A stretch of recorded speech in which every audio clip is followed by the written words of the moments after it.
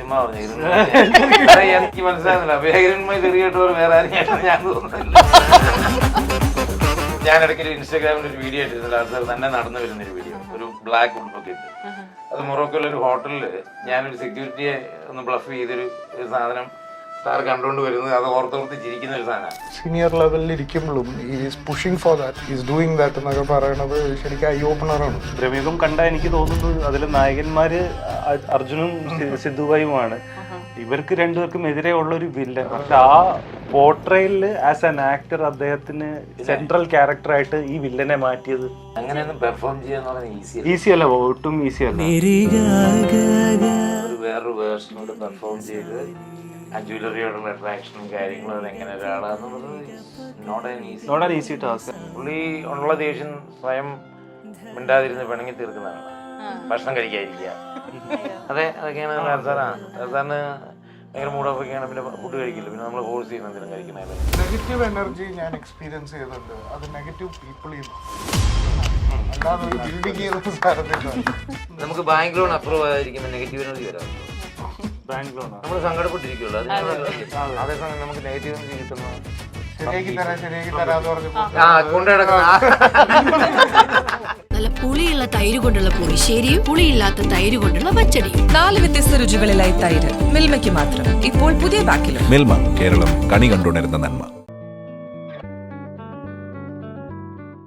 Mile stone makers presence ആഴങ്ങളിൽ ഇന്ന് സുമതി വളവ് എന്ന സിനിമയുടെ വിശേഷങ്ങളുമായി ബോബി കുര്യൻ, സിദ്ധാർത്ഥ് ഭരതൻ, വിഷ്ണു ശശിശങ്കർ, ജസ്ന.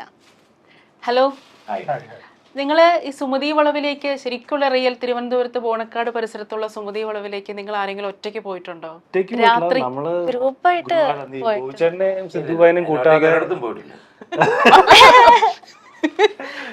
അല്ല, നിങ്ങൾ ഏതെങ്കിലും ഒറ്റയ്ക്ക്? ഗ്രൂപ്പായിട്ട് പോയിട്ടുണ്ട്. നമ്മള് ഞാനും നമ്മുടെ റൈറ്ററും അർജുനും എല്ലാരും കൂടിയും ചേർന്നിട്ട് നമ്മള് ഗ്രൂപ്പായിട്ട് സുമതി വളവിൽ. ഞങ്ങളെ കൊണ്ടുപോകുന്നതല്ലേ?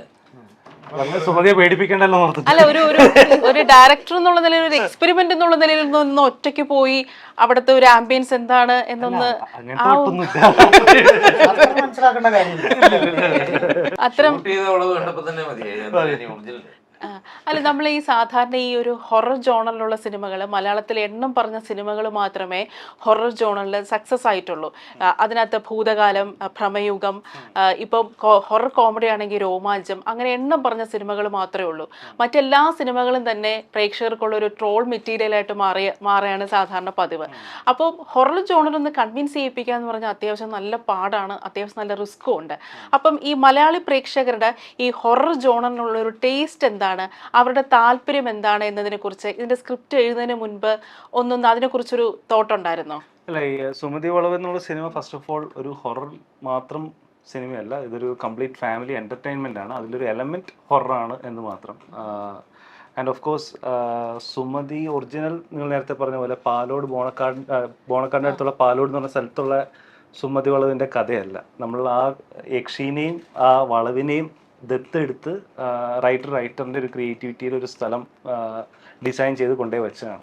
അല്ലാതെ അപ്പം അതിനകത്ത് ശരിക്കും ഒരു കംപ്ലീറ്റ് നമ്മളെ പേടിപ്പിക്കുന്ന ഒരു ഹൊറർ പടം തിയേറ്ററിൽ കണ്ടാൽ നിങ്ങൾക്ക് എലമെന്റ്സ് ഉണ്ട്. ഐ മീൻ ഹൊററായിട്ടുള്ള ടീസറും ട്രെയിലറും തന്നെ ഉണ്ടല്ലോ. ഒരു ട്രെയിലർ അവർ കണ്ടില്ല പോയിച്ചേ? അല്ല, സോറി, ഓക്കെ, നമ്മളെ കണ്ടില്ല, നാളെ റിലീസ് ആവും. ബോബി ചേട്ടൻ ഇപ്പോൾ നമ്മൾ നേരിട്ട് കാണുമ്പോഴും ഇപ്പൊ സ്ക്രീനിലൊക്കെ കാണുമ്പോൾ കുറച്ചൊരു കാർക്കശ്യമുള്ള വളരെ പരിക്കനായിട്ടുള്ള ഒരാളെ പോലെ തോന്നും. പക്ഷെ നമ്മൾ സംസാരിക്കുമ്പോഴാണ് ആൾ വളരെ ചില്ലാണെന്ന് നമുക്ക് മനസ്സിലാവുന്നത്. അപ്പം ചേട്ടൻ ഇതുപോലുള്ള ഇത്തരം ഒരു പ്രേതം, ചാത്തൻ, അങ്ങനെയുള്ള സംഗതികളിലൊക്കെ ചേട്ടൻ അതിൽ ഏതെങ്കിലും രീതിയിൽ വിശ്വസിക്കുന്നുണ്ടോ? അങ്ങനെ ഒരു സംഭവം ഉണ്ട്, അങ്ങനെ ഒരു എനർജി ഉണ്ട്? പ്രേതത്തിന്റെ വിധി ഞാൻ പറയുള്ളൂ. പ്രേതം ചേട്ടനെ പഠിച്ചു വിശ്വസിക്കുന്ന ഒരാളല്ല. അങ്ങനെ ഒരു പ്രേതമോ അങ്ങനെ ഒരു സങ്കല്പങ്ങളോ ഒന്നും വിശ്വസിക്കുന്ന ഒരു നെഗറ്റീവ് എനർജിയിൽ വിശ്വസിക്കുന്നുണ്ടോ ചേട്ടൻ? പോസിറ്റീവ് എനർജിയിൽ വിശ്വസിക്കുന്ന നെഗറ്റീവ് എനർജി ഉണ്ട്, പോസിറ്റീവ് എനർജി ഉണ്ട്, ഡെഫിനറ്റ്ലി. പോസിറ്റീവ് എനർജി ഇല്ലല്ലോ. അപ്പം അതില് പോസിറ്റീവായിട്ട് ചിന്തിക്കുന്ന ഒരാളാണ് ഞാൻ. കർക്കശനായ അങ്ങനെ ഒരാളെ അല്ല.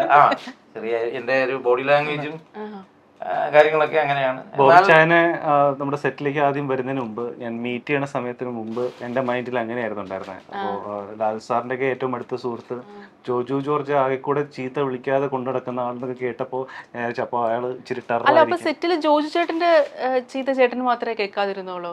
ഹിരൺമയി പറഞ്ഞു ഹിരൺമയിക്ക് മാത്രമാണ് കേൾക്കാതിരുന്നത്. ഹിരൺമയി ചുമ്മാ പറഞ്ഞു. എന്തെങ്കിലും ഒരു ഇന്റർവ്യൂവിൽ അത് റിവീൽ ചെയ്യണമെന്ന് എനിക്ക് മനസ്സിലാകുന്നില്ല. അപ്പൊ ഹിരൺമയി തെറിയായിട്ട് വേറെ ആരും കേട്ടത് ഞാൻ തോന്നുന്നില്ല. അതെനിക്ക് റിവീൽ ചെയ്യാതിരിക്കാൻ പറ്റില്ല. അങ്ങനെ ജോജു ആരെ അങ്ങനെ ചീത്ത വിളിച്ചത് അങ്ങനെ അല്ല ചീത്ത ദേഷ്യപ്പെടുക. അത് ഞാൻ പറഞ്ഞില്ല, അത് വേറൊരു യൂണിവേഴ്സിറ്റിയാണ്, ഇത് വേറൊരു യൂണിവേഴ്സിറ്റിയാണ്. നമുക്ക് ഓരോ സിനിമകളും പുതിയ പുതിയ എക്സ്പീരിയൻസ് ആണ്. അപ്പൊ ജോജു എന്ന് പറയുന്നത് അന്നത്തെ സമയത്ത് ആങ്കർ ഇഷ്യൂസും കാര്യങ്ങളെന്ന് പറഞ്ഞാൽ കംപ്ലീറ്റ് ആക്ടേഴ്സ് അല്ലാത്ത ആൾക്കാർ, എന്നെ പോലുള്ള ആൾക്കാരെ വെച്ചിട്ട് ഷൂട്ട് ചെയ്യുന്നു. അതിനകത്ത് 90% ആൾക്കാർ പുതിയ ആൾക്കാർ. അപ്പൊ അതിന്റെ ഫ്രസ്ട്രേഷൻ, ഒത്തിരി പ്രൊഡക്ഷൻ പുള്ളി കയറി, അതിൻ്റെതായ കാര്യങ്ങളുണ്ട് അതിന്. ഈ ചീത്ത വിളി എന്ന് പറഞ്ഞാൽ ചുമ്മാ ഒരാളെ ചീത്ത വിളിക്കത്തില്ല, ഒരു കാര്യം പറഞ്ഞു കൊടുത്തിട്ട് മനസ്സിലാകാതെ. അതിപ്പം വിഷ്ണു ആണെങ്കിലും നമ്മളൊരു കാര്യം പറഞ്ഞു മനസ്സിലായി ചേട്ടാ അങ്ങനെയല്ല എന്ന് പറയുന്നത് അത് ഡയറക്ടർക്ക് വേണ്ട സാധനം, ക്വാളിറ്റിയാണ്, അതൊരു ക്വാളിറ്റിയാണ്. പക്ഷെ എന്റെ അത് പറയുന്ന രീതി. ഇപ്പൊ ഇദ്ദേഹം ശാന്തനായ ഒരു ശാന്തനായ ഒരു വ്യക്തിത്വമായിട്ടാണ് എന്റെ ഹസ്ബൻഡും പറഞ്ഞത്, വളരെ ശാന്തനായ ഒരു വ്യക്തിയാണെന്ന്. ശാന്തൻ അങ്ങനെ ശാന്തനൊന്നും അല്ല, ടെററാണെടുത്ത് ടെററാന്നൊക്കെ കണ്ടിട്ടുണ്ട്, എന്റെ വീഡിയോ ഒക്കെ ഉണ്ട്. അതിന്റെ സിനിമയുടെ പ്രൊമോഷന്റെ ഭാഗമായിട്ട് അതൊന്ന് സോഷ്യൽ മീഡിയയിൽ ഇടുന്നുണ്ടോ ആ വീഡിയോ, ടെററാവുന്ന വീഡിയോ? വളരെ പാവം എന്ന് പറഞ്ഞിട്ട് ഒരു സ്വതവേ ഒരു ടോക്ക് വരുവാണെങ്കിൽ ഞങ്ങൾ അങ്ങനെ അത്ര പാവാൻ. സിദ്ധാർത്ഥിനെ സംബന്ധിച്ചിടത്തോളം എനിക്ക് പലപ്പോഴും തോന്നിയിട്ടുള്ളത്, ഇപ്പം ഒരു സാധാ സെലിബ്രിറ്റിയുടെ മകനായാൽ തന്നെ താരതമ്യങ്ങൾ വരും ആ മകന്റെ പെർഫോമൻസിന്റെ. പക്ഷേ സിദ്ധാർത്ഥിനെ സംബന്ധിച്ചിടത്തോളം രണ്ട് ലെജൻസ് ആണ് അച്ഛനും അമ്മയും എന്ന് പറയുന്നത്. അപ്പം അച്ഛൻ സംവിധായകൻ, അമ്മ അഭിനേത്രി. അപ്പോൾ ഒരു ലെജൻസിന്റെ മകനാവുമ്പോൾ അതൊരു എന്താ പറയാ, എനിക്കതിന് വാക്കുകൾ കൊണ്ട് പറയാൻ പറ്റില്ല. സിദ്ധാർത്ഥ അനുഭവിക്കുന്ന ഒരു പ്രഷർ ഉണ്ടല്ലോ, അത് എത്രത്തോളം ആണെന്നാണ് എനിക്ക് തോന്നിയിട്ടുള്ളത്. ഒരു പ്രഷറും ഇല്ല, വളരെ ശാന്തനാണ്.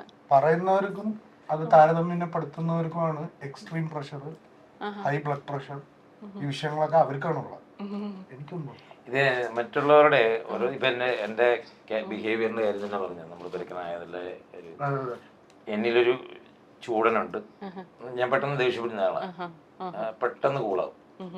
ഇദ്ദേഹം ഒക്കെ ഞാൻ പലരെയും ഞാനിപ്പോ കൂടെ വർക്ക് ചെയ്തപ്പം, ഇതിപ്പം സിദ്ധുവിനെ ഞാൻ ഇന്നലെ ഇന്റർവ്യൂ പറഞ്ഞു, ഞാൻ ഇദ്ദേഹത്തിനോടൊക്കെ വർക്ക് ചെയ്തപ്പോൾ എന്റെ ഭയങ്കര ബ്ലെസ്സിങ് ആയിട്ട് തോന്നി. I mean one thing who he came from you know his background, family. അപ്പൊ അത് നോക്കുമ്പോൾ ഇറ്റ്സ് എ ബിഗ് ബ്ലെസ്സിങ്. പക്ഷെ നമ്മൾ അഭിനയിച്ച് കഴിയുമ്പോൾ നമ്മൾ ആൾക്കാരോട്, ഞങ്ങൾ ഷൂട്ടിന് മുമ്പ് തന്നെ, ആദ്യത്തെ ഷോട്ട് എടുക്കുന്നതിന് മുമ്പ് തന്നെ ഞങ്ങൾ സിങ്കായി. സിധു മാറി ഇങ്ങനെ ഒറ്റയ്ക്ക് ചിന്തിച്ചുകൊണ്ടിരിക്കുകയായിരുന്നു ഷോട്ടിന് മുമ്പ്. അപ്പൊ ഞാൻ ചെന്നിട്ട് എന്നാ ചിന്തിക്കുന്നതെന്ന് ചോദിച്ചു. അങ്ങനെ ഞങ്ങൾ പെട്ടെന്ന് സിങ്കായത്. അപ്പൊ ഇത് ഓരോരുത്തർക്ക് ഉള്ളൊരു അസംഷനാണ്, ഇങ്ങനെ ആയിരിക്കും അവര്, അല്ലെ അവര് ചെയ്തിരിക്കുന്ന ക്യാരക്ടറുകളായിരിക്കും അപ്രോച്ച് ചെയ്യുന്നത്. ഇപ്പൊ ഞാൻ വാറൻ ഡേവി എന്ന് പറയുന്ന ക്യാരക്ടർ ചെയ്തതുകൊണ്ട് ഞാൻ ഒരിക്കലും ഒരു ഗാങ്സ്റ്റർ അല്ല. തീർച്ചയായും. പക്ഷെ ആ വിരട്ടലൊക്കെ കേൾക്കുമ്പോ ഉണ്ടല്ലോ, അതൊക്കെ ഉണ്ട്, അതൊക്കെ റിയൽ ലൈഫിലും ഉണ്ട് ഇടയ്ക്കിടയ്ക്ക്. ആ ഒരു വിരട്ടലിന്റെ ടോണും എല്ലാം കറക്റ്റ് ആയിട്ട് സാധനം പിടിച്ചിട്ടുണ്ട്. കാര്യത്തിനെ ചൂടാറുള്ളൂ. ചേട്ടാ, ഇപ്പം ചേട്ടനും ലാലേട്ടനും തമ്മിലുള്ളൊരു സൗഹൃദം ഉണ്ടല്ലോ. ഞാൻ ലാലേട്ടനെ കുറിച്ചൊരു കഥ കേട്ടിട്ടുണ്ട്. അതായത് മണിയമ്പിള്ള രാജു ചേട്ടൻ അദ്ദേഹത്തിൻ്റെ ഒരു പുസ്തകത്തിൽ എഴുതിയ ഒരു കഥയാണ്. പണ്ട് കാലത്ത് പ്രിയദർശനും ലാലേട്ടനും മണിയമ്പിള്ള രാജു ചേട്ടനൊക്കെ അവരൊക്കെ ഒരു സൗഹൃദമായിരുന്നല്ലോ. പ്രിയദർശൻ അസോസിയേറ്റ് ആയിരുന്നില്ലേ? അപ്പം പ്രിയദർശൻ ഇങ്ങനെ മണിയമ്പിള്ള ചേട്ടനോട് പറഞ്ഞു, നീ എൻ്റെ ഡിക്കി കയറി ഇരിക്കുകയാണെങ്കിൽ ഞാൻ നിനക്ക് 100 രൂപ തരാമെന്ന് പറഞ്ഞു. ഇത് കേട്ടത് ലാലേട്ടൻ ചാടി ഡിക്കി കയറി ഇരുന്നു. എന്നിട്ട് പ്രിയദർശൻ സാർ വണ്ടി ഓടിച്ചു. കുറെ കഴിഞ്ഞപ്പോൾ ഡിക്കിയുടെ ഡോറ് തുറക്കാൻ പറ്റുന്നില്ല. ഡിക്കിയുടെ ഡോറ് തുറക്കാൻ പറ്റാതെ ലാലേട്ടൻ കുറേ നേരം ആ ഡിക്കിയിൽ തന്നെ ഇങ്ങനെ നിൽക്കുകയാണ്. അവസാനം അവർ എന്തൊക്കെയൊക്കെയോ ടൂൾസൊക്കെ എടുത്തുകൊണ്ട് വന്ന് ഡോർ തുറന്നു. അപ്പൊ വിയർത്ത് കുളിച്ച് അവശനായി നിൽക്കുന്ന ലാലേട്ടനെയാണ് കണ്ടത്. അതങ്ങനെയാണ്, തുറക്കാൻ പറ്റിയില്ലായിരുന്നു. പ്രിയൻ സാറും ഇല്ല, മണിയമ്പിള്ള. അപ്പോൾ എനിക്ക് ആ കഥ വായിച്ചപ്പോൾ ഉണ്ടല്ലോ, മണിയമ്പിള്ള സാർ ആ പുസ്തകം വായിച്ചപ്പോൾ ഒരുപാട് കഥകൾ അങ്ങനെ ഞാൻ കേട്ടിട്ടുണ്ട്. ഇതേപോലെ സത്യനന്ദിക്കാട് സാർ പറഞ്ഞിട്ടുണ്ട്, ലാലേട്ടൻ ഇങ്ങനെ ആള് മാറി, ശബ്ദം മാറി, ഇങ്ങനെ ഫോൺ വിളിച്ച് പോലീസുകാരനായിട്ടും ഇങ്ങനെ ഫോൺ വിളിച്ച് ഇങ്ങനെ പറ്റുകയെന്ന്. അപ്പോഴൊക്കെ ആ കഥ വായിക്കുമ്പോൾ എനിക്ക് തോന്നിയിട്ടുള്ളത്, എപ്പോഴും ഒരു കുട്ടിത്തം മനസ്സിൽ സൂക്ഷിക്കുന്ന ഒരു ലാലേട്ടനാണ്. എല്ലാവർക്കും ഉണ്ടെന്നേ, ഇരിക്കുന്ന നമ്മൾ ഈ കാണുന്ന നമ്മളെ ഈ ഹെവി വില്ലന്മാർ, ഇവരുടെയൊക്കെ ഒരു അതർ സൈഡ് ഓഫ് ലൈഫ് ഉണ്ട്. അത് ഇപ്പം മോഹൻലാൽ സാറിനാണെങ്കിലും അദ്ദേഹത്തിൻ്റെതായ കുട്ടിത്വം എല്ലാ ലൈഫിൽ ത്രൂ ഔട്ട് ഉണ്ട്. അല്ല ചേട്ടന് അങ്ങനെ ഒരു എക്സ്പീരിയൻസ് എപ്പോഴെങ്കിലും ഒരുപാട് അതൊന്നും ഒരെണ്ണം പറയാമോ? അയ്യോ അങ്ങനെ വിവരിക്കാൻ ചെറുതായിട്ടുണ്ടെങ്കിലും. വെരി പ്രൈവറ്റ് മൊമെന്റ്സ് ആണ്. മാറിപ്പോകും. അല്ല എന്നാലും ചെറുതായിട്ട് അല്ല അങ്ങനെ അല്ല, ഞാൻ എൻജോയ് ചെയ്തിരിക്കുന്ന ഒരുപാട് മൊമെന്റ്സ് ഉണ്ട് സാറിന്റെ. അപ്പം അത് ഞങ്ങളെ യാത്രകളിൽ സംഭവിക്കുന്നു. അല്ലെന്നുണ്ടെങ്കിൽ ഞാൻ ഇടയ്ക്ക് ഇൻസ്റ്റാഗ്രാമിൽ ഒരു വീഡിയോ ഇട്ടിരുന്നു, ലാൽ സാർ തന്നെ നടന്നു വരുന്ന ഒരു വീഡിയോ, ഒരു ബ്ലാക്ക് ഉടുപ്പൊക്കെ ഇട്ട്. അത് മൊറോക്കോയിലെ ഒരു ഹോട്ടലില് ഞാനൊരു സെക്യൂരിറ്റിയെ ഒന്ന് ബ്ലഫ് ചെയ്തൊരു സാധനം സാർ കണ്ടുകൊണ്ട് വരുന്നത്, അത് ഓർത്തോർത്ത് ചിരിക്കുന്ന ഒരു സാധനമാണ്. അങ്ങനത്തെ കുറെ ഒരുപാട് മൊമെന്റ്സ് ഉണ്ട്. അത് ഹാപ്പനിങ് ആണ്. ചേട്ടനും ലാൽ സാറും കൂടെ ഒരുമിച്ചിരുന്ന് ഒരുപാട് നല്ല കുക്കിംഗ് ഒക്കെ നല്ല നല്ല സ്വാദിഷ്ടമായ ഫുഡൊക്കെ ഉണ്ടാക്കാറുണ്ട്. എന്റെ ഭാഗ്യം ഞാൻ വിചാരിക്കുന്നു. സിദ്ധാർത്ഥേട്ട ഇപ്പോൾ സിദ്ധാർത്ഥേട്ടന്റെ സിനിമകളുണ്ടല്ലോ, ഭരതൻ സാറിന്റെ സിനിമകൾക്ക് എപ്പോഴും ഒരു ഭരതൻ ടച്ച് ഉണ്ട് എന്ന് പറയാറുണ്ട്. അപ്പം സിദ്ധാർത്ഥേട്ടന്റെ സിനിമകൾക്കും അത്തരത്തിലൊരു സിദ്ധാർത്ഥ് ഭരതൻ ടച്ച് വേണം, അങ്ങനെയാണോ? അങ്ങനെ ഇപ്പൊ സിനിമ സംവിധാനം ചെയ്യുമ്പോൾ അങ്ങനെ ഒരു തോട്ട് മനസ്സിലുണ്ടാവാറുണ്ടോ? ഇല്ല, 100% അങ്ങനെ ഒരു തോട്ടേ ഉണ്ടാവാറില്ല. മര്യാദയ്ക്ക് ഒരു കഥ പറഞ്ഞു വെക്കണതേ ഉള്ളൂ. പിന്നെ ഭരതൻ ടച്ച് വരുന്നത് may be it's after 10 films of us. പുള്ളിയുടെ ഒരു ശൈലിനെയാണ് അവർ പിടിച്ചിരുന്നത്. സിദ്ധുവിന് ഇപ്പൊ എത്ര സിനിമയായി? 5. ഇനി ഒരു 5 ബാക്കിയുണ്ട്. അത് കഴിയുമ്പോ ടച്ച് ചെയ്താൽ ഓക്കെ. ജസ്നയുടെ റീൽസ് ആണ് എനിക്ക് ആദ്യമേ റീൽസ് കണ്ടിട്ടാണ് ഞാൻ ജസ്നയെ ആദ്യമായിട്ട് പരിചയപ്പെടുന്നത്. ജസ്നയും ജസ്നയുടെ അമ്മാവനും തമ്മിലുള്ള ഡാൻസ്. അപ്പോൾ ഈ പലപ്പോഴും നമ്മൾ ഈ പണ്ടൊക്കെ ആണെങ്കിൽ ഈ ഓഡിഷൻ വഴിയും അതുപോലെ തന്നെ ഒരുപാട് കഷ്ടപ്പെട്ടൊക്കെയാണ് ആൾക്കാർ സിനിമയിലേക്ക് വരുന്നത്. പക്ഷെ ഇപ്പോൾ ഈ സംവിധായകരും എഴുത്തുകാരൊക്കെ റീൽസ് കണ്ടാണ് ഇപ്പോൾ ആളുകളെ വിളിച്ചുകൊണ്ടിരിക്കുന്നത്. പലപ്പോഴും ഈ റീൽ എന്ന് പറയുന്നത് നമ്മളെ ഈ കഴിവ് ബോധ്യപ്പെടുത്താനുള്ള ഒരു സംഭവമായിട്ട് മാറിയിരിക്കുകയാണ്. ഒരു ഓഡിഷൻ ടൈപ്പാണ്, ഇൻ ജനറൽ ഒരു ഓഡിഷൻ ടൈപ്പാണ്. എന്താ അതിനെ കുറിച്ച് സിദ്ധാർത്ഥനും വിഷ്ണുവിനും എന്താ തോന്നിയിട്ടുള്ളത്? ഓക്കെ, അല്ല നമ്മുടെ ഇപ്പോൾ കാലഘട്ടം എന്ന് പറയുന്നത് 2022 എത്താറായി, 25 ആയി. അപ്പോൾ ഈ ഒരു ജനറേഷനിൽ നമ്മളും അപ്ഡേറ്റഡ് ആയിട്ടുള്ള ടാലൻസിനെ കണ്ടെത്താനായിട്ടുള്ള പല മാർഗങ്ങളും ഇപ്പോൾ മുമ്പിൽ വന്നിട്ടുണ്ട്. അപ്പോൾ നേരത്തെ ഒറ്റ മാർഗ്ഗം ഉണ്ടായിരുന്നുള്ളൂ, പ്യൂർ ആയിട്ടുള്ള ഒരു ഓഡീഷൻ സെറ്റ്. ഇന്നും ഓഡീഷൻ ഉണ്ട്, ഇല്ലെന്നല്ല ഞാൻ പറഞ്ഞത്. പക്ഷെ എന്നാലും നമുക്ക് ഏറ്റവും പെട്ടെന്ന് നമുക്ക് സ്ട്രൈക്ക് ചെയ്യുന്നത്, ഇപ്പോൾ പല്ലിയൊക്കെ മറന്നാലും മൊബൈൽ നോക്കാൻ മറക്കാത്ത ഒരു ടൈമാണ്. അപ്പോൾ അങ്ങനെ വരുമ്പോൾ നമുക്ക് എപ്പോഴും സ്ട്രൈക്ക് ചെയ്യുന്നത് ഈ പറഞ്ഞ പോലെ ഇൻസ്റ്റാഗ്രാം റീൽസും അതിൽ കാണുന്ന ഓരോ ടാലൻസും അവരുടെ പെർഫോമൻസും. അപ്പോൾ ഇതെനിക്ക് തോന്നുന്നു ഇനിയിപ്പോൾ ചിലപ്പോൾ കുറച്ച് ദിവസം കഴിഞ്ഞാൽ ഇൻസ്റ്റാഗ്രാം വഴി സിനിമകൾ റിലീസാവാൻ ചാൻസ് ഉണ്ട്. പറയാൻ പറ്റില്ല, കാരണം ഇപ്പോൾ ടിവിയിലും മൊബൈലിലും സിനിമകൾ വരാൻ തുടങ്ങി. അപ്പോൾ അല്ല അതൊക്കെ ആയി. അല്ല ഇപ്പം പണി എന്ന് പറയുന്ന സിനിമ തന്നെ ടെലിഗ്രാമിൽ കൂടിയാണ് ഏറ്റവും കൂടുതൽ ഓഡിയൻസ്. അതെ, ഇത് അറിഞ്ഞത് റിയാലിറ്റിയാണ്. കാരണം വാട്സാപ്പിൽ ഒരു മെസ്സേജ് അയക്കുന്ന സിനിമ പോകണം. അപ്പൊ എന്നോട് കാണും, ഞാൻ ചുമ്മാ ചോദിക്കും എങ്ങനെയാ പടം കണ്ടായിരുന്നു. അത് ഫോണില്ല ചേട്ടാ കണ്ടത്, ഇത് ടെലിഗ്രാമിലാണ്. അങ്ങനെ ഒരു ആപ്പിലൂടെ ഞാനിതുവരെ കണ്ടിട്ടില്ല. അതാണ് ഏറ്റവും കൂടുതൽ ഓഡിയൻസ് കണ്ടിരിക്കുന്നത്. അതുപോലെ ആൾക്കാർ ഫോണിൽ കാണാം. അല്ല, ഞാൻ അതിലേക്ക് വന്നേ. അപ്പോൾ ജസ്റ്റിനയുടെ ഇപ്പോൾ മാമനും മോളും എന്ന് പറഞ്ഞൊരു സെൻസേഷണൽ ഹുക്കായിരുന്നു. അപ്പോൾ അതിൽ നിന്നായിരുന്നു ഞാൻ ആക്ച്വലി മാമൻ എന്നുള്ള ക്യാരക്ടറിനെ നമ്മൾ മാളികപ്പുറത്തിലൊരു ചെറിയൊരു വേഷം ഉണ്ടായിരുന്നു. അപ്പോൾ അദ്ദേഹത്തെ പോലത്തെ ഒരാൾ വന്നാൽ കുറച്ചുകൂടി നല്ല പരിപാടി കളറായിരിക്കും. അതുകൊണ്ട് തന്നെ എനിക്ക് ആ സോങ്ങിലൊക്കെ ഭയങ്കര മനോഹരമായി. ആളുടെ ഇതുപോലുള്ള വീഡിയോസ് കാണുമ്പോൾ എനിക്ക് ആസ് എൻ ആക്ട്രസ് കുറച്ചുകൂടിയും സാധനങ്ങളും കാര്യങ്ങളും എനിക്ക് തോന്നി. അപ്പൊ അതുകൊണ്ട് എനർജിയാണ് ഡാൻസ് പെർഫോമൻസ്. ഇതാണ് അല്ല അഭിനയം എന്താന്നുള്ളത് നിങ്ങൾക്ക് ഡാൻസ് കളിക്കാറങ്ങി പോയി. അല്ല അങ്ങനെ ഒരു ഡാൻസ് രംഗം വരികയാണെങ്കിൽ ചേട്ടൻ കട്ടക്ക് നിൽക്കില്ലേ? ബോബിചാരനോ ഡാൻസ് രംഗം വേണ്ട, അവിടെ സീരിയസ് ആയിട്ടുള്ള സീൻ എടുക്കുമ്പോ ആൾ അവിടെ തുള്ളിക്കൊണ്ടാണ് ഇപ്പൊ ഓ ആ ചൂടലാകെ രാമായണക്കാറ്റ് അല്ലേ? ഒരു വീഡിയോ ഇറങ്ങാനിപ്പുണ്ട്, ലൊക്കേഷനിലെ ഒരു വീഡിയോ ഇറങ്ങാൻ. എന്താണ് ചേട്ടന്റെ ഡാൻസ് ആണോ? ഞങ്ങളുടെ ലൊക്കേഷൻ മൂവ്മെന്റ് അതായത് പടത്തില് മേജർ വില്ലന്മാരിലൊരു മേജർ വില്ലനാണ് നമ്മുടെ ഡയറക്ടർ സാർ പറഞ്ഞോണ്ടിരിക്കും, കുഴപ്പമില്ല. ഇനിയിപ്പോ രണ്ടുപേരുണ്ട്, ഒന്ന് നമ്മുടെ ശ്രാവൺ മുകേഷും പിന്നെ ബോബിച്ചായനുമാണ്. അപ്പൊ ബോബിച്ചായന്റെ ക്യാരക്ടർ എന്ന് പറഞ്ഞാൽ ഭയങ്കര പവർഫുള്ളും റഫ് ടഫ്, നമുക്ക് ആ പണിയിൽ നിന്ന് കിട്ടിയതിനേക്കാളും കുറച്ചുകൂടി എക്സ്ട്രീം മീറ്റർ കൊടുത്തരുന്ന ഒരു ക്യാരക്ടർ. എന്നാൽ പ്ലേഫുള്ളും ആണ്. നമ്മുടെ ഈ പഴയ വില്ലൻ ലാലേട്ടൻ പരിപാടിയൊക്കെ മാക്സിമം ആള് നമ്മള് സാധാരണ നമ്മൾ ഈ വില്ലന് കൊടുക്കുന്ന ഒരു കാരിക്കേച്ചർ ഇല്ലേ, പുള്ളിക്കാരൻ ഭയങ്കര റഫ് ആയിരിക്കും, ടഫ് ആയിരിക്കും, കാർക്കശ്യക്കാരനായിരിക്കും. ആ ഒരു കാരിക്കേച്ചറാണ് നമ്മൾ എപ്പോഴും ഇങ്ങനെ സിനിമകളിൽ ഇഷ്ടപ്പെടാത്ത ഒരാളാണ് വില്ലനെ, നമുക്ക് അയാളെ ഇഷ്ടപ്പെടില്ല.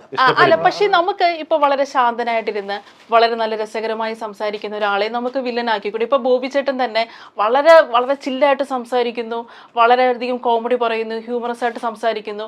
ബോബി ചേട്ടന്റെ ആ ഒരു ബിഹേവിയറും നമുക്ക് ഉപയോഗിച്ച് ഒരു വില്ലനസ് നമുക്ക് ഉണ്ടാക്കിക്കൂടെ?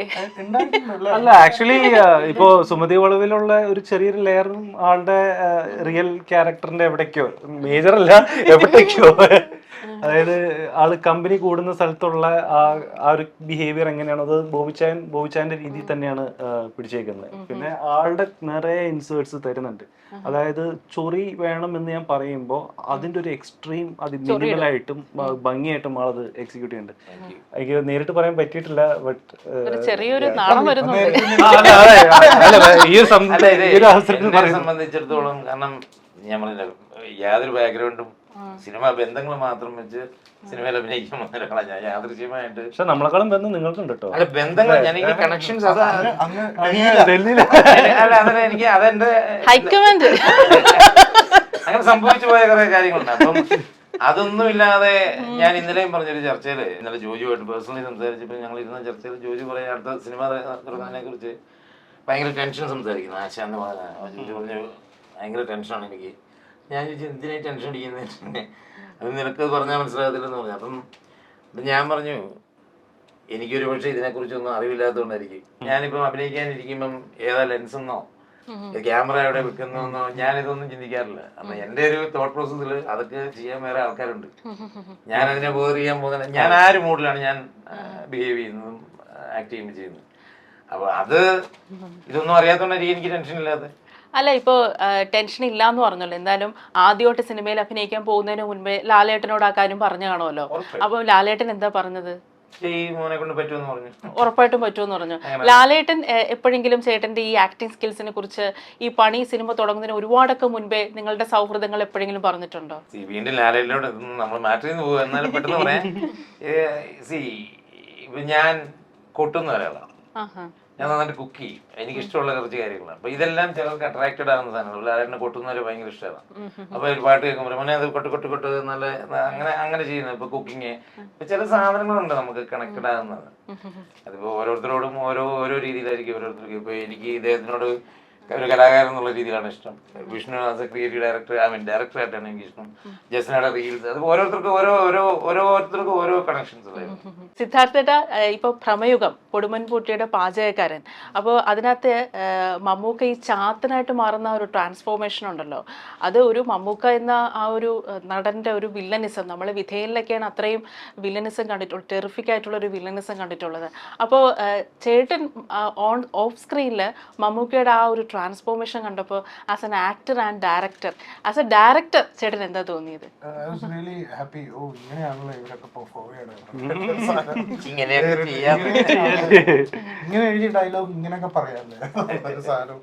ആസ് ആൻ ആക്ടർ പുള്ളി അത് പുഷ് ചെയ്യുന്ന, ആൻഡ് ഈ സീനിയർ ലെവലിൽ ഇരിക്കുമ്പോഴും is pushing for that, is doing that എന്നൊക്കെ പറയണത് ശരിക്കും ഐ ഓപ്പണറാണ്. നമ്മള് ഒരു എനിക്കൊരു വലിയ ലെസൺ പോലെയാണ് ആക്ടേഴ്സ് എടുക്കേണ്ടത് ആ ഒരു പെർഫോമൻസ് ഏരിയ. കാരണം അത്രയും ഒരു പ്ലാറ്റ്ഫോം ഏരിയയിൽ ഇത്രയും മീനറും ഡീമോണിക് ആയിട്ടുള്ള ഒരു ക്യാരക്ടർ ഇത്രയും സൂപ്പർ സ്റ്റാർ ലെവലിൽ നിൽക്കുന്ന ഒരാള്.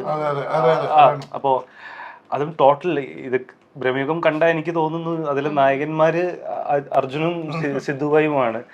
ഇവർക്ക് രണ്ടുപേർക്കും എതിരെ ഉള്ള ഒരു വില്ലൻ. പക്ഷെ ആ പോർട്രയില് ആസ് ആൻ ആക്ടർ അദ്ദേഹത്തിന് സെൻട്രൽ ക്യാരക്ടറായിട്ട് ഈ വില്ലനെ മാറ്റിയത് ഈ അവതരിപ്പിച്ച രീതി തന്നെയാണ്. നമുക്ക് ഈ സീൻസ് കിട്ടുമല്ലോ, ആ ഡയലോഗ്സ് ഒക്കെ നമ്മൾ വായിക്കുന്നുണ്ട്. ഈ ഡയലോഗ്സ് പുള്ളി അവതരിപ്പിച്ച രീതിയിൽ ആണ് നമ്മള്. ഇതാണ് നിങ്ങൾ കൊടുമൻ പോറ്റിയായിരുന്നു എങ്ങനെ? ഇപ്പൊ അതായത് നമ്മളൊരു അമ്മയുടെ വയറ്റില് ഒരു കുട്ടി കിടക്കുമ്പോൾ തുടക്കം എല്ലാവരും പെൺകുട്ടികളായിരിക്കും, പതുക്കെ പതുക്കെയാണ് അത് ജെൻഡർ വ്യത്യാസം വരുന്നതെന്ന് കേട്ടിട്ടുണ്ട്. അങ്ങനെ ആണിലേക്കും പിന്നെ പെണ്ണായി തുടരുന്നതൊക്കെ കേട്ടിട്ടുണ്ട്. ഇപ്പൊ ലാലേട്ടന്റെ ആ ഒരു സ്ത്രൈണതയുണ്ടല്ലോ, അത് കണ്ടപ്പോ ഉണ്ടല്ലോ എന്താ പറയാന്നുള്ളതുണ്ടല്ലോ. ഹാർഡ് കോർ ലാലേട്ടൻ ഫാനാണ് ഞാനപ്പോ. ഞാൻ ലാലേട്ടനെ ഭയങ്കര റെസ്പെക്ട് ചെയ്യണം, എന്നാലും ഞാൻ ചുമ്മാ ചൊറിയാനായിട്ടൊക്കെ എന്തെങ്കിലും ഓളാ നാഗോലി ഇടങ്ങ് മാറി ആ ഫാൻസിന്റെ പവർ അവള് കാണിച്ചു തരും. എന്നോടാണോ?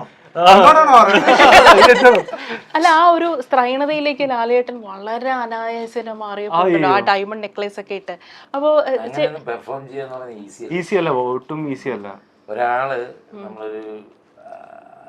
ഒരു വേറൊരു വേർഷനോട് പെർഫോം ചെയ്ത് ആ ജ്വല്ലറിയോടുള്ള അട്രാക്ഷനും കാര്യങ്ങളും അതെങ്ങനെ ഒരാളാന്നുള്ളത് നോട്ട് ആൻ ഈസി ടാസ്ക് അല്ല. മാത്രമല്ല ചെയ്ത് നോക്കിയതാ ഓടി ഞാൻ തന്നെ ബോബി ഏട്ടാന്ന് വിളിക്കാൻ നിങ്ങൾ ചിരിക്കുന്നത്. ചേട്ടൻ ചെയ്ത് നോക്കിയിട്ടുണ്ടോ?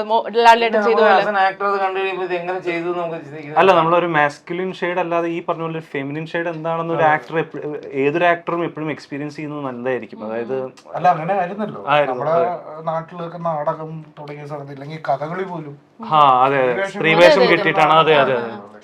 ജസ്ന, ഇപ്പോ ഈ സുമതി വളവ് എന്ന സിനിമ റീൽസ് കണ്ടിട്ടാണോ അഭിലാഷ് പിള്ള വിളിച്ചത്? അഭിലാഷ് ചേട്ടന് ഒരു 4 വർഷമായിട്ട് ഉള്ള പരിചയമാണ്. അങ്ങനെയാണ് വിഷ്ണു ചേട്ടനെയും മാളിപ്പുറത്തിന്റെ അങ്ങനെ പരിചയപ്പെടുന്നത്. അപ്പൊ മാമനെയാണ് ആദ്യം മാളിപ്പുറത്തില്, പിന്നെ അത് കഴിഞ്ഞ് അങ്ങനെ കാസ്റ്റ് ചെയ്തത്. അപ്പൊ മുന്നേ പറയുമായിരുന്നു നീ എന്തായാലും പടത്തിൽ ചെയ്യണം. അങ്ങനെ വിഷ്ണു ചേട്ടനും അഭിലാഷ് ചേട്ടനും കൂടിയിട്ട് ഇങ്ങനെ ഒരു ക്യാരക്ടർ ഓഫർ ചെയ്തതാണ്. നമ്മള് പടത്തിന്റെ ഒരു ഓപ്പണിംഗ് സീക്വൻസ് ചെയ്യാനായിട്ടൊരു തമിഴത്തി നമുക്കധികം ഫെമിലർ അല്ലാത്തൊരു ഫേസ്, എന്നാൽ ഒരു പടം കാണുമ്പോൾ നമുക്ക് മനസ്സിലാവും. അപ്പൊ അങ്ങനെ ഒരു ഓപ്പൺ ഷോട്ട് ചെയ്യുമ്പോൾ നമുക്ക് അങ്ങനെ അട്രാക്ട് ചെയ്യുന്നത്. അപ്പോൾ നമ്മള് അധികം ഓപ്ഷൻസ് തപ്പാൻ പോയിട്ടില്ല. നമ്മുടെ ഫാമിലിയിൽ തന്നെ ഉള്ള ഒരാൾ എന്നുള്ള രീതി നോക്കിയപ്പോഴാണ് ആള്. പിന്നെ എനിക്കും 100 കോൺഫിഡൻസ് ആയിരുന്നു അവളെ എലഗന്റ് ആയിട്ട് പുള്ളോട്ട് ചെയ്യുന്നത്. നമ്മുടെ വിജയ് സേതുപതിനെ ട്രെയിൻ ചെയ്ത ആക്ടറാണ് കാളവണ്ടിക്കാർ, ജയറാവ് സാർ എന്ന് പറഞ്ഞ സാറായിരുന്നു. അപ്പോൾ ഞാനപ്പോൾ സാറിനോട് പറഞ്ഞു, സാറിൻ്റെ ചെറിയ കറക്ഷൻസ് എന്തെങ്കിലും തോന്നുകയാണെങ്കിൽ ആളെ ഒന്ന് ഗൈഡ് ചെയ്യണമെന്ന് പറഞ്ഞിട്ടായിരുന്നു. ഒരു 3-4 ടേക്ക് കഴിഞ്ഞപ്പോൾ സാർ തന്നെ പറഞ്ഞു, സാർ സാർ എന്നെ കിൻഡൽ പண்றியா. അപ്പോൾ അത്രയ്ക്ക് ഒരു അപ്രീസിയേഷൻ ആണ് ജയറാവ് സാറിന്റെ സൈഡിൽ നിന്ന് കിട്ടിയത്. അപ്പോൾ പടം കാണുമ്പോൾ എനിക്ക് തോന്നുന്നു അതൊരു സെപ്പറേറ്റ് ആയിട്ട് സ്റ്റാൻഡ് ഔട്ട് ചെയ്യുന്ന ഒരു പെർഫോമൻസ്. ഇതൊന്നും അല്ലെങ്കിൽ പറയാറില്ലല്ലോ, ആദ്യമായിട്ട് ഞാനിപ്പോഴും ചൊറിയാറേ ഉള്ളൂ. ഇതൊക്കെ ആദ്യമായിട്ടാണ് പറയുന്നത്. ഒന്ന് എഴുതി വെച്ചോ അല്ലെങ്കിൽ റെക്കോർഡ് ചെയ്ത് വെച്ചോ. കട്ട് ചെയ്തൊക്കെ ചെയ്യായിരിക്കുമല്ലേ. ചേട്ടന്റെ ഒരു സോഷ്യൽ മീഡിയ കുറിപ്പ് ഞാൻ കണ്ടായിരുന്നു. ലാലേട്ടനും പ്രണവും നടന്നു വരുമ്പോൾ രാജാവും മകനും നടന്നു വരുന്നതായിട്ട്. പക്ഷെ പ്രണവ് ഇതുപോലെ നമ്മളെ വിഷ്ണുവിനെ പോലെ വളരെ ശാന്തനാണല്ലേ? ലാലേട്ടനും ശാന്തനാണ്. ലാലേട്ടൻ അതിലും ശാന്തനാണ്. ലാലേട്ടൻ ദേഷ്യപ്പെടുന്ന എവിടെയും കണ്ടിട്ടുണ്ടായിരുന്നു. സിനിമയിലും മാത്രമേ ഉള്ളൂ. അല്ലാതെ റിയൽ ലൈഫിൽ പുള്ളിയുടെ മുഖം ഒന്ന് വാടിയാൽ ജനങ്ങൾക്കറിയാം. പുള്ളി ആകത്തില്ല അങ്ങനത്തെ ക്യാരക്ടറുകൾ, ആരോടും ദേഷ്യപ്പെടുത്തില്ല. പുള്ളി ഉള്ള ദേഷ്യം സ്വയം മിണ്ടാതിരുന്ന് പിണങ്ങി തീർക്കുന്ന ആളാണ്. ഭക്ഷണം കഴിക്കാതിരിക്കുക, അതൊക്കെയാണ് സാറിന് ഭയങ്കര മൂഡ് ഓഫ് ഒക്കെയാണ്. പിന്നെ ഫുഡ് കഴിക്കില്ല, പിന്നെ നമ്മൾ ഫോഴ്സ് ചെയ്യണം എന്തെങ്കിലും കഴിക്കണേല്. അങ്ങനത്തെ ചില സാധനങ്ങളൊക്കെ, അല്ലാതെ ആരോടും ദേഷ്യപ്പെടുന്നത് ഞാനിതുവരെ കണ്ടിട്ടില്ല. അല്ല, ലാലേട്ടൻ ഭയങ്കര സ്പിരിച്വൽ ആണെന്ന് കേട്ടിട്ടുണ്ട്. അപ്പോൾ ആ ഒരു സ്പിരിച്വാലിറ്റിയുടെ എലമെന്റ്സ് ചേട്ടനെ സ്വാധീനിച്ചിട്ടുണ്ട്? I don't think he is really spiritual, which I haven't seen. He follows everyone. അല്ലാതെ ഒന്നിലും എക്സ്ട്രീം അല്ല ലാലേട്ടൻ എൻ്റെ അറിവിൽ. ഒരു സ്പിരിച്വൽ ഇതിലും there is a wrong thought. ഒരു ഓറയുണ്ട് പക്ഷേ ലാലേട്ടൻ. That is him. That's him. He is the spirit. ഇപ്പൊ അത് സെയിം ആണ്. ഇപ്പം നമുക്ക് ലാലേട്ടനെ മാത്രമല്ല, മമ്മൂക്ക ഇത് രണ്ട് ആരാണേലും ഇത് ചില ആക്ടേഴ്സിന്റെ ഒരു ഓറ എന്ന് പറയുന്നത് ഡിഫറെന്റ് തിങ്.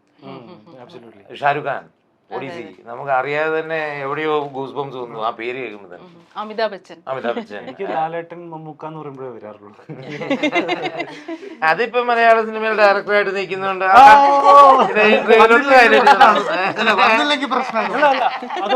ഞാൻ ഈ അടുത്തൊരു ഇത് ഇപ്പൊ ഞങ്ങള് മമ്മൂക്ക ലാലേട്ടൻ ഗൂസ് ബംസ് ഒന്നും വരുന്നില്ലല്ലോ. കണ്ടില്ലേ നേരത്തെ പൊങ്ങിയെന്ന്.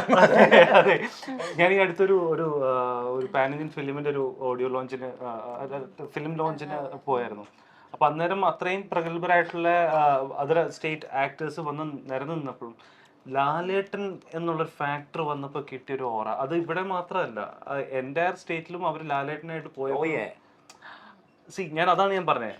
ഒരു ഇപ്പോ if you tell he is spiritual, I don't know, but I think he is A walking shrine.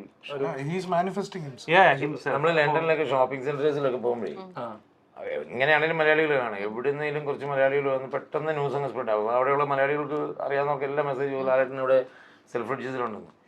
അപ്പൊ ഈ മലയാളികൾ ഫോട്ടോ എടുക്കുന്നതിന്റെ കൂടെ വന്നിട്ട് യൂറോപ്യൻസ് എല്ലാം വന്ന് ഫോട്ടോ എടുക്കും. അപ്പൊ ഞാൻ അവരോട് ചോദിച്ചു, do you know him? No.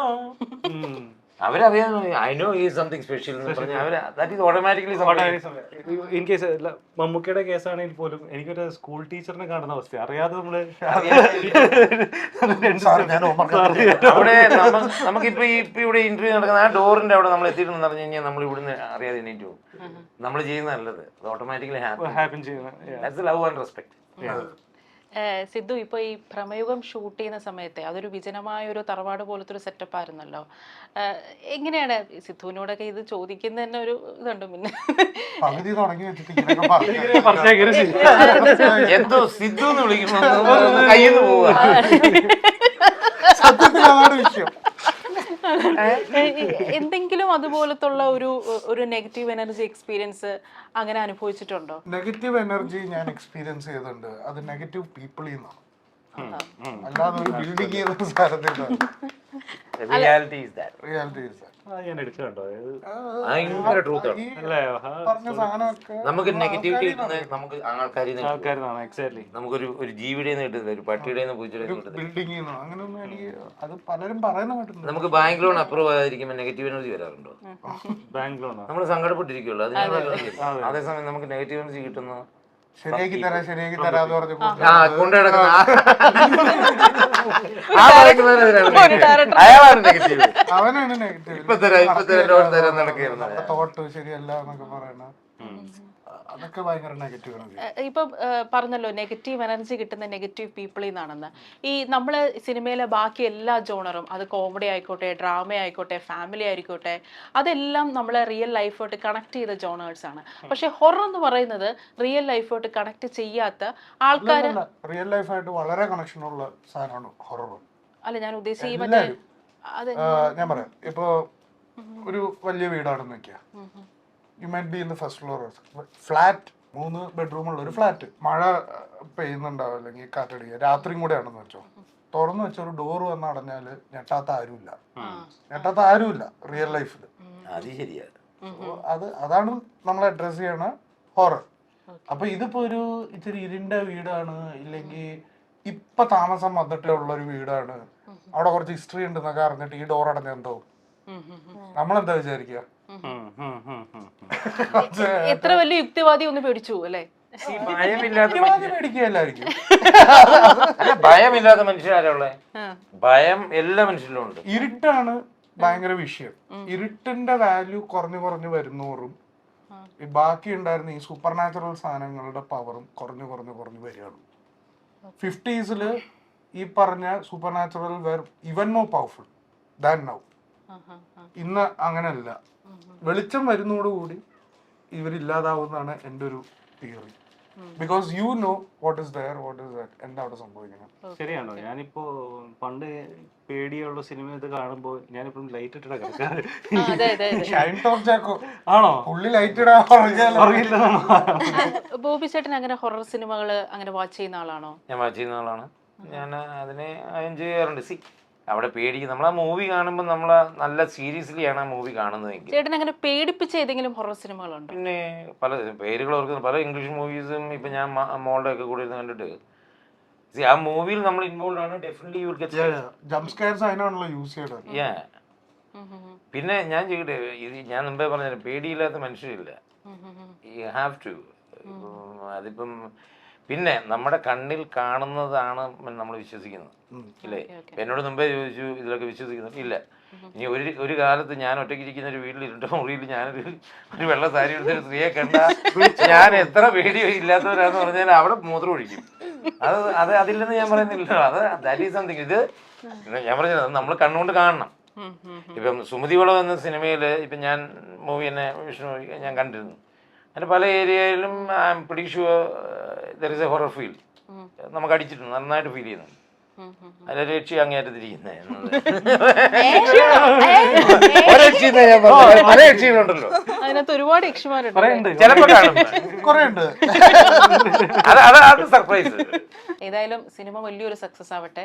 ഞാൻ സിനിമ പോയി കാണുന്നുണ്ട്. ഫാമിലി ആയിട്ട് കാണണം. ഫാമിലിക്ക് കാണാൻ പറ്റുന്ന സിനിമയാണ് തീർച്ചയായിട്ടും. കാണാൻ പറ്റും. ചിന്തിക്കേണ്ട കാര്യം ഞാൻ നേരത്തെ പറഞ്ഞേ ഇതിനകത്ത് പറഞ്ഞല്ലേ ഞങ്ങൾ പറയുന്ന ഹൊറർ കോമഡി എന്നാണ് നമ്മൾ പറയുന്നത്.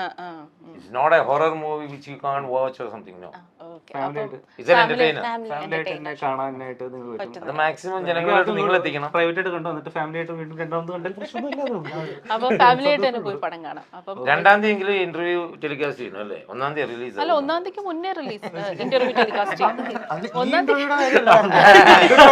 കണ്ടിട്ടുള്ള ഇന്റർവ്യൂന്റെ കാര്യം ഓക്കെ അത് ഇതാ അങ്ങോട്ട് പറഞ്ഞാൽ ഇവിടെ ആളിവിടെ പോയാ. ഓക്കെ, അപ്പം all the best. Thank you. വലിയൊരു സക്സസ് ആവട്ടെ. Thank you. ഓക്കെ.